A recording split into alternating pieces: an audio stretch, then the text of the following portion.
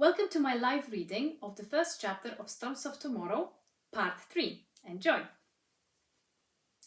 Estelle knew every inch of the forest. A map of the curving paths and snaking rivers etched in her memory from seasons of exploration. She navigated her way through the foliage with ease, scaling over the gnarled tree roots and avoiding the treacherous mires. Sheltered by the grey leaves of the dab and olsha trees, she felt more at home here than she ever did in Leah's hut. As a little girl, she would run to the forest, seeking refuge from the children in the village, who teased her about her looks and were vexed when she ignored their provocations.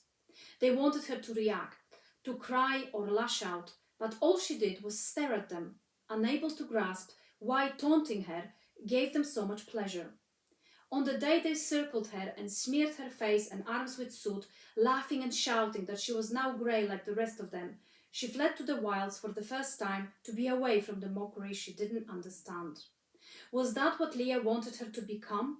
Would Leah have been pleased if she defended herself and screamed abuse? If that was the way of Greylanders, she much preferred to spend her time in the forest, hunting and honing her bow skills. The forest didn't care about the colour of her skin, welcoming her into its greyness. Out of the corner of her eye, she spied the fox again. It trotted at a safe distance, stalking her like a shadow, its fur as silver as her own hair and eyes. It was a wonder such a creature could survive in the harsh landscape of Greylands.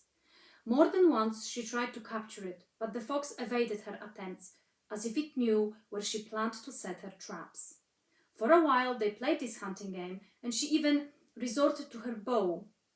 But the fox was always one step ahead, eluding every arrow she sent its way, until she was forced to admit defeat. Even though she was curious why the fox chose to follow her all these years, with no way to communicate, she had no choice but to accept its companionship, and in time got used to having the silver shape trot the wilds beside her.